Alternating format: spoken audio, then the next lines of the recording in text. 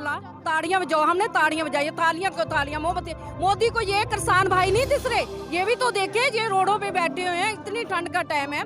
मोदी को सोचना चाहिए इन वीरों के, ये उनके आज माँ बैठी होती, भाई बैठा होता। गरीब जनता है उसके शोषण के लिए बना रहा है।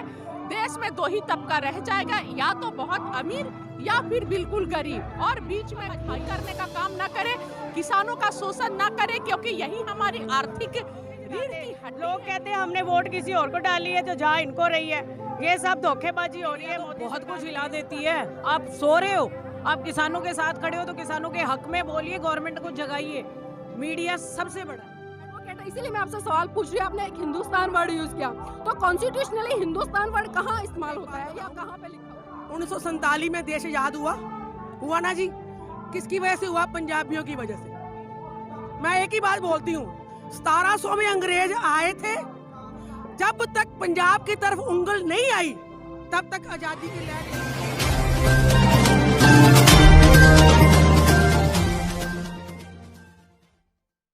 तो इस आंदोलन को लेकर आप किस तरीके का नजरिया रखते हैं? मैं किसान की बेटी हूँ और मैं किसानों को हमेशा सपोर्ट करती रहूंगी, और हमारी अनकंडीशनल सपोर्ट है। ऑनरेबल सुप्रीम कोर्ट ने भी ये कहा है कि भाई हम साथ हैं किसान यूनियन के, ईच एंड एवरीथिंग। लेकिन सरकार तो लगातार एक ही स्टेटमेंट दे रही है कि सरकार जग जाती, जब तक सरकार जगेगी नहीं, हमारे किसान भाई यहीं पे धरना देके लगे रहेंगे और हमारी सपोर्ट हमेशा साथ रहेगी। क्या लगता है कि इस तरह के आंदोलन देखो जी, हम लोग सब लॉयर, हम लोग फ्री केस लड़ेंगे। हमारे पास जैसे डॉक्टर अपना फ्री कैंप लगा के बैठे हुए हैं, हम लोग फ्री केस लड़ेंगे। और हमने एक बात बोल दी है, अगर किसी किसान भाई के ऊपर कोई भी एक्शन होता है, हमारे पास कोई भी भाई आता है कि मेरे ऊपर FIR कर दी है, तो हमारा एक एक साथी उसके साथ खड़ा है और कोर्ट के अंदर दंगा बजाएगा। लेकिन सरकार तो लगातार एक ही जवाब दे रही है कि स्टेटमेंट है कि चाहे किसान कितने ही दिन सड़कों पर रहे, हम इस कानून को वापस नहीं लेंगे। इस पर क्या कहेंगे? देखो जी, ये तो जन आंदोलन है, ये कोई एक कौम का आंदोलन नहीं है, ये तो पूरे हिंदुस्तान की जनता का आंदोलन है। इसमें तो देखो, एक माँ भी घर में एक बच्चा बिगड़ जाता है ना, तो उसकी बात भी उसको माननी पड़ती है, तो ये तो पूरी जनता की बात है। इसी तरह का आंदोलन पिछले दिसंबर में हुआ था NRC और CO को लेकर, वो कानून भी सरकार ने वापस नहीं लिया था। तो एक और आंदोलन इस तरह का अब चल रहा है पूरे देश में, तो किस तरह से देख रहे हैं आप इसको? मैं तो आपको एक बात बताऊं, 1947 में देश आजाद हुआ ना जी, किसकी वजह से हुआ? पंजाबियों की वजह से। मैं एक ही बात बोलती हूँ, 1700 में अंग्रेज आए थे, जब तक पंजाब की तरफ उंगल नहीं आई तब तक आजादी की लहर नहीं चालू है। आजादी तभी आई जब पंजाबियों ने आगे होकर मोर्चा संभाला। अब भी पंजाबी आगे के मोर्चा संभाल रहे हैं, अब भी हम कुछ लेके ही जाएंगे, छोड़ के नहीं जाएंगे। जब आप एडवोकेट हैं, इसीलिए मैं आपसे सवाल पूछ रही हूँ, आपने एक हिंदुस्तान वर्ड यूज किया, तो कॉन्स्टिट्यूशनली हिंदुस्तान वर्ड कहाँ इस्तेमाल होता है या कहाँ पे लिखा हुआ है? देखो जी, हिंदुस्तान का वर्ड जो कॉन्स्टिट्यूशनली होता है, क्योंकि हम लोग भारत का वर्ड लेते हैं ना जी, भारत का, लेकिन ये हिंदुस्तान का वर्ड बहुत पुराना है, ये कोई नया वर्ड नहीं है। लेकिन हम लोग इसलिए कहते हैं अपने आप को हम हिंदुस्तानी हैं, हम भारतीय हैं, क्योंकि हम हैं। नहीं, हिंदुस्तान का तो मतलब हो गया कि हिंदुओं का स्थान, लेकिन यहाँ पर भारत देश में हर धर्म के, हर जाति के लोग रहते हैं। कोई बात नहीं है कि हिंदुस्तान का मतलब हिंदुस्तान है कि हिंदुओं का स्थान है, ये कोई कहीं नहीं लिखा हुआ, ये हमारा संविधान भी नहीं कहता, ये हम भी नहीं कहते।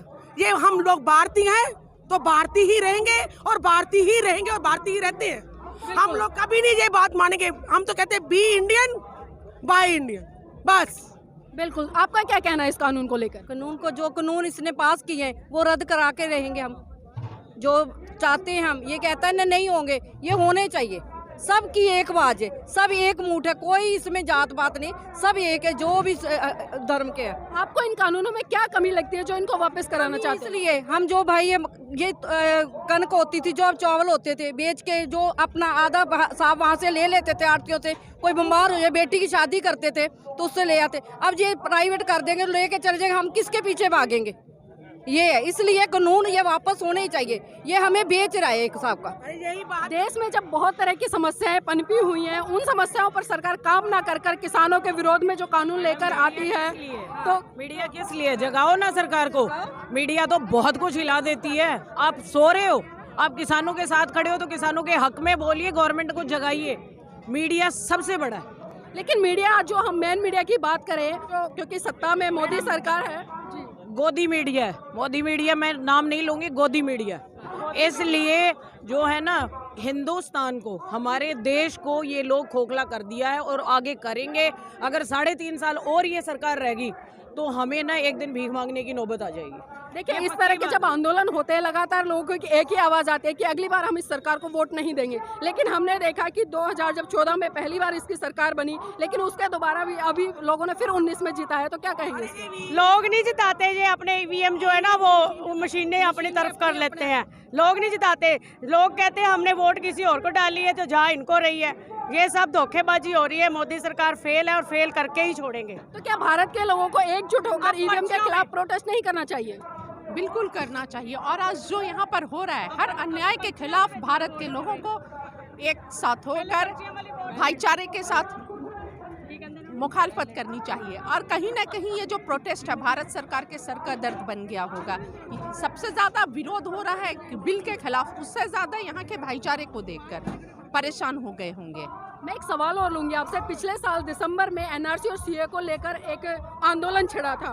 वो पूरे भारत देश में नहीं बल्कि विश्व के भी कई देशों में उसकी आवाज़ हमें सुनाई दी थी। इसी तरह से आज जो किसान विरोधी कानून सरकार लेकर आई है, ये आप लोगों का कहना है। और इसी तरह का जो माहौल है उस समय था दिसंबर में, तो ये अब भी दिसंबर चल रहा है, लेकिन उस समय भी सरकार ने वो कानून वापस नहीं लिया था। तो क्या लगता है कि जो वो कानून सरकार ने वापस नहीं लिया, तो क्या इसको सरकार लेगी? ये कानून को तो सरकार वापस लेगी ही, मुझे जैसा लगता है, क्योंकि वो प्रोटेस्ट भी था, पूरे देश में चला। और लेकिन ये प्रोटेस्ट वो प्रोटेस्ट से बहुत ज़्यादा ही स्ट्रॉन्ग है। और मेरे किसान भाइयों के मनोबल को देखते हुए लगता है कि जब तक ये काला कानून वापस नहीं लेगी सरकार, किसान भाई पीछे नहीं जाने वाले हैं, वापस नहीं होने वाले हैं। देश की सरकार को क्या मैसेज देना चाहेंगे? देश की सरकार को मैं अपने तरफ से ये मैसेज देना चाहती हूँ कि ये तीनों काला कानून को वापस ले ले। अडानी और अंबानी पूंजीपतियों का मजबूत करने का काम ना करे, किसानों का शोषण ना करे, क्योंकि यही हमारी आर्थिक रीढ़ की हड्डी है किसान।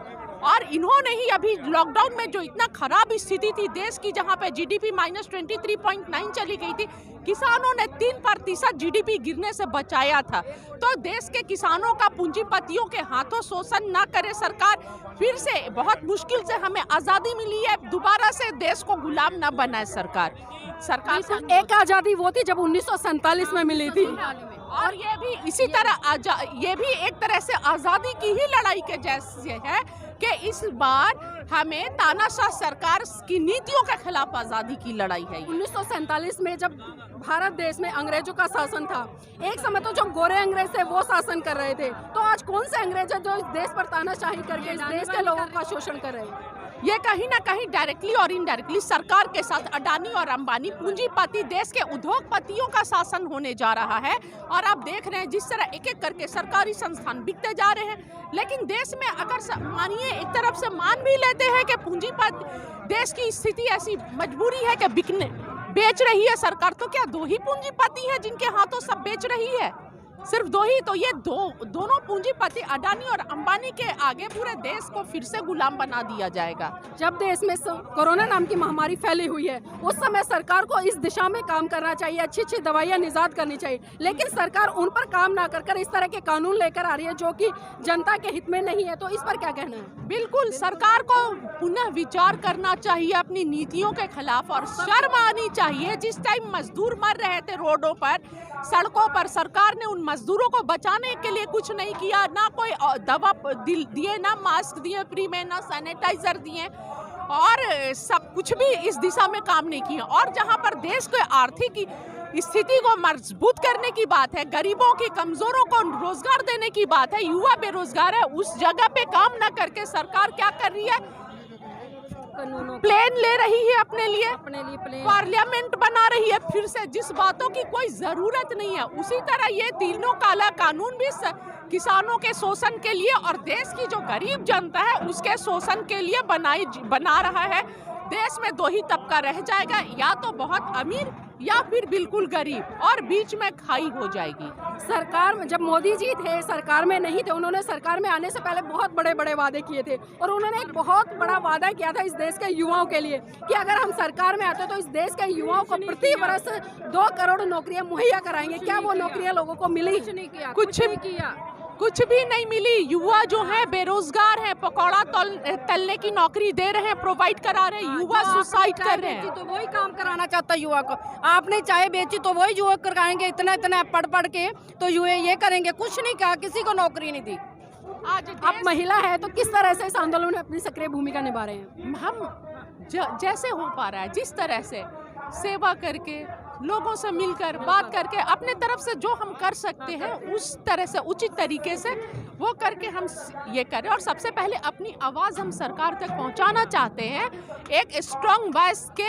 हम सभी महिलाएं जो हैं यहाँ पर प्रोटेस्ट में आ रही हैं और सरकार से अनुरोध करती हैं कि सरकार से के पुनः विचार कीजिए। सिर्फ पूंजीपतियों के बारे में, उद्योगपतियों के बारे में ना सोचे, गरीब किसान मजदूर, देश के युवा, शिक्षक सभी के बारे में। युवा हैं और जो बेरोजगार है, महिलाओं की सुरक्षा, चिकित्सा, हर फील्ड में काम करे। सिर्फ दो पूंजीपतियों को और रईस बनाने के दिशा में काम ना करे और देश को फिर से पूंजीपतियों और उद्योगपतियों के हाथों में गुलाम ना बनाए सरकार। जिस कोरोना नाम की महामारी से मोदी जी ने पूरे देश को बांध के डरा के रखा हुआ है, क्या आपको लगता है कि देश में कोरोना नाम की महामारी है? नहीं है। ये तो कहने मोदी ने बोला ताड़ियां बजाओ, हमने ताड़ियां बजाई, थालियां क्यों, थालियां मोमबत्ती। मोदी को ये किसान भाई नहीं दिस रहे? ये भी तो देखे, ये रोडों पे बैठे हुए हैं, इतनी ठंड का टाइम है। मोदी को सोचना चाहिए इन वीरों के। ये उनके आज माँ बैठी होती, भाई बैठा होता, उसको दुख होता, उसकी बीवी बैठी होती, पर उसको दुख नहीं इनका है, लोगों का। और हमने देखा है कि अभी सरकार की तरफ से, या हम कहेंगे कि प्रशासन की तरफ से, मास्क ना पहनने पर 2000 रुपए का चालान निर्धारित किया है इन लोगों ने। तो क्या लग रहा है कि यहाँ पर तो लाखों की संख्या में लोग हैं, किसी ने मास्क नहीं पहना, किसी का चालान कटा हो?